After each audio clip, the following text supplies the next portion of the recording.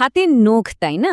আমরা এটাকে নিয়ে আর কতটা ভাবি, কিন্তু কখনো কি মনে হয়েছে এই ছোট্ট নখের ভেতরেও মস্ত বড় বিপদ লুকিয়ে থাকতে পারে? চলুন আজ একটা ছোট্ট গল্পের মধ্য দিয়ে জেনে নিই অপরিষ্কার নখের আড়ালে কি কি লুকিয়ে থাকে আর কিভাবে আমরা নিজেদেরকে সুরক্ষিত রাখতে পারি। সাধারণত আমরা কি করি?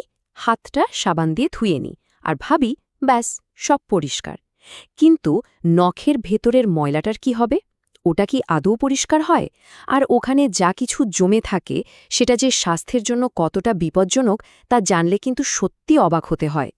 তো আমাদের গল্পের নায়ক হচ্ছে রিজু, ৮ বছরের একটা দুরন্ত ছেলে। বিকেলে বাগানে মাটি দিয়ে কেল্লা বানাচ্ছিল। খেলাধুলার পর সে কি খুশি, ভাবছে এবার এই হাত দিয়েই ওর পছন্দের বিস্কুটটা খাবে। কিন্তু ওর বড় বড় নখের নিচে যে একগাদা ময়লা জমে আছে সেদিকে ওর কোনো খেয়ালই নেই। আর ঠিক তখনই ওর বড় বোন মিতু ওকে দেখে ফেলে। সঙ্গে সঙ্গে দৌড়ে এসে রিজুকে থামিয়ে দিল। আরে করছিস কি? মিতু ওকে বোঝালো, নখের নিচে যেটা দেখা যাচ্ছে ওটা শুধু মাটি না, ওর ভেতরে লুকিয়ে আছে লাখ লাখ জীবাণু। এগুলো খালি চোখে দেখা যায় না ঠিকই, কিন্তু শরীরের জন্য যে কি ভীষণ ক্ষতিকর। আচ্ছা, খেলাধুলার পর এই ব্যাপারটা তো খুব সাধারণ, তাই না? তাহলে এটা এত বিপজ্জনক কেন? চলুন প্রথমে এটাই একটু ভালো করে বোঝার চেষ্টা করি। মিতু রিজুকে ঠিক এই জীবাণুর কথাই বলছিল। মানে এগুলো এতই ছোট যে খালি চোখে দেখার কোনো উপায় নেই। যখনই আমরা মাটি বা কোনো নোংরা জিনিস ধরি, এই জীবাণুগুলো খুব সহজে আমাদের নখের নিচে এসে বলা যায় একটা আস্তানা গেড়ে বসে। আর তারপর যদি ওই হাত দিয়ে কিছু খাওয়া হয়, সোজা পেটে চলে যায়। আর তাতেই শুরু হয় যত রাজ্যের অসুস্থতা। রিজু তো শুনে অবাক, ও জিজ্ঞেস করল, কিন্তু আমি তো সাবান দিয়ে হাত ধুয়েছি, নখ পরিষ্কার করার জন্য আবার আলাদা কি নিয়ম আছে? বাহ, রিজুর এই সহজ প্রশ্নটাই কিন্তু আমাদের আজকের আলোচনার একেবারে কেন্দ্রবিন্দুতে নিয়ে এলো। মিতু কিন্তু রিজুকে একদমই বকাঝকা করল না, বরং ওকে খুব সহজ করে নখ পরিষ্কার রাখার ৭টা নিয়ম শিখিয়ে দিল। চলুন আমরাও তাহলে নিয়মগুলো এক এক করে জেনে নিই। তো প্রথম ৩টা নিয়ম খুবই বেসিক, কিন্তু ভীষণ জরুরি। ১ নম্বর, প্রতিদিন সাবান আর পরিষ্কার জল দিয়ে খুব ভালোভাবে হাত ধুতে হবে। ২ নম্বর, নখ একদমই বড় রাখা যাবে না। সপ্তাহে অন্তত একবার নখ কাটা চাই। কারণ যত বড় নখ, জীবাণুদের আড্ডা জমানোর সুযোগও তত বেশি। আর ৩ নম্বর নিয়মটা হলো দাঁত দিয়ে নখ কামড়ানোর অভ্যাসটা একেবারে বাদ দিতে হবে, কারণ এতে জীবাণুগুলো সোজা মুখের ভেতর ঢুকে যায়।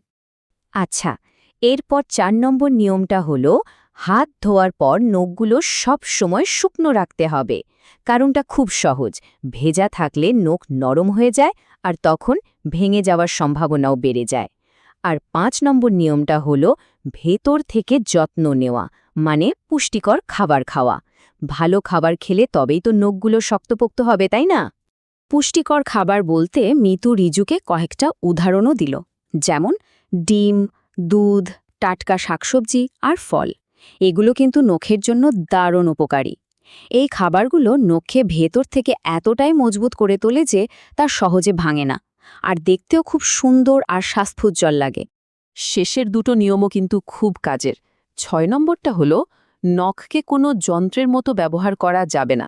মানে ধরুন কোনো শক্ত কৌটোর মুখ খুলতে গেলেন, নখ দিয়ে চেষ্টা করা যাবে না। এতে নখ ভেঙে যেতে পারে, ব্যথাও লাগতে পারে। আর একেবারে শেষ ৭ নম্বর নিয়মটা হলো যদি কখনো নখের চারপাশে চামড়া কেটে যায় বা ছড়ে যায়, তাহলে দেরি না করে অবশ্যই সেখানে একটা অ্যান্টিসেপটিক লাগিয়ে নিতে হবে। এতে ইনফেকশন হওয়ার ভয় থাকে না। তো মিতুর কাছ থেকে এত কিছু শেখার পর রিজুর মধ্যে কি কোনো পরিবর্তন এলো, কি মনে হয়? চলুন গল্পের একদম শেষ পর্যায়ে গিয়ে সেটাই দেখে নেওয়া যাক। আর এখন রিজু কিন্তু একদম বদলে গেছে।